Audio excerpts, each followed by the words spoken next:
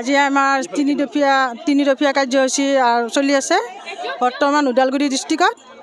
আমি 1 তাৰিখৰ পৰা 4 তাৰিখৰ কাৰ্যসূচী ৰাখিছোঁ। আজি তিনিদফীয়া কাৰ্যসূচী সফল কৰাৰ কাৰণে আমি বহুত চেষ্টা কৰি আছোঁ। চৰকাৰে কোনো ধৰণৰ আমাক তাত পদক্ষেপ হাতত লোৱা নাই।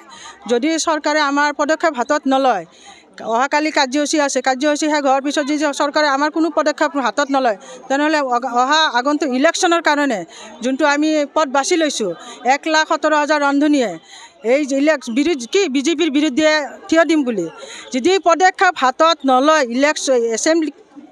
MP ইলেকশ্যনৰ আগত 2024 MP ইলেকশ্যনৰ আগত 4 দফীয়া কাৰ্যসূচী শেষ কৰাৰ পিছত যদি কোনো চৰকাৰে পদক্ষেপ হাতত নলয়, তেওঁলোকৰ কাৰণে আমি জংগী আন্দোলন কৰিম আৰু চৰকাৰৰ বিৰুদ্ধে আমি ভোট প্ৰদান কৰিম। বৰ্তমান কিমান দিছে চৰকাৰে? বৰ্তমান আমাক চৰকাৰে 1500 টকা দিছে, ৰাজ্য চৰকাৰে 500 টকা দিছে, কেন্দ্ৰীয় চৰকাৰে 1000 টকা দিছে, কিন্তু কোনো দিনা আমাৰ মানখিলি পইচাটো দিয়া নাই। হয়তো ক্লিয়াৰকৈ পইচাটো দিয়া নাই। যদি ৰাজ্য চৰকাৰে এৰিয়া কৰি দিছে, কেন্দ্ৰীয় চৰকাৰেও এৰিয়া কৰি দিছে। কিবা যদি উৎসৱ আহে, উৎসৱৰ বিনিময় কিবা এটা দিয়ে, আৰু যদি আমি কাৰ্যসূচী হাতত লওঁ, কাৰ্যসূচীৰ ভয়তে কিবা এটা অলপ পইচা সোমাই দিয়ে।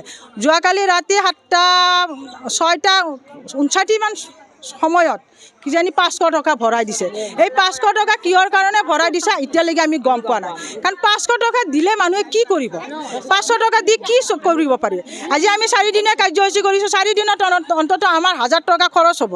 ওদালগুৰিত যদি কোনোবা জেগাৰ পৰা মানুহ আহিবলৈ 3খন ব্লক আছে, খৰিয়াবাৰীত আৰু ওদালগুৰি আৰু মাজবাট ব্লক, 3খন ব্লকৰ পৰা আহি যদি ডিষ্ট্ৰিক্ট অফিচত যদি ধৰ্ণা কাৰ্যসূচী বা পিকেটিং কাৰ্যসূচী ৰাখিব লাগে, বহুত টকা খৰচ হয়।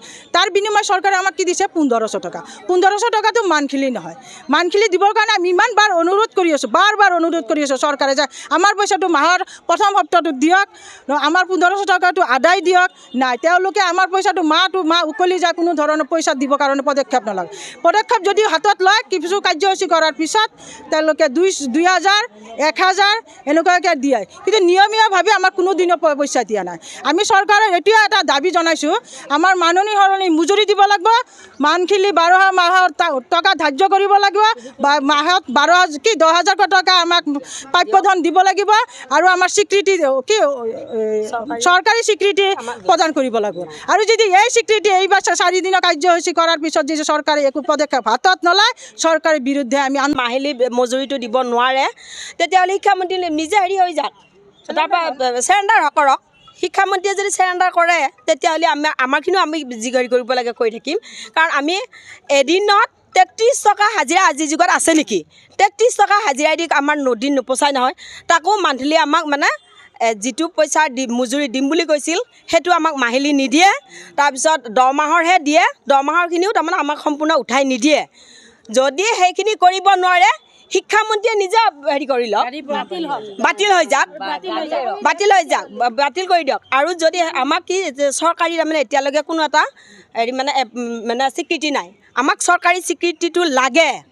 প্ৰথম দাবী হ'ল আমাক চৰকাৰী স্বীকৃতি লাগে, আৰু দ্বিতীয়তে হ'ল আমাৰ মান্থলি 10,000 টকা মজুৰি আমাক লাগে। যদি সেইখিনি তেওঁ কৰিব নোৱাৰে, তেনেহ'লে আমি এইবাৰ আমাৰ কিমান আছিল 1,17,000 যিখিনি আমাৰ 898টা ৰান্ধনী আছে, সেই পৰিয়ালখিনিয়ে কোনো কাৰণত বিজেপিক ভোট নিদিয়ে।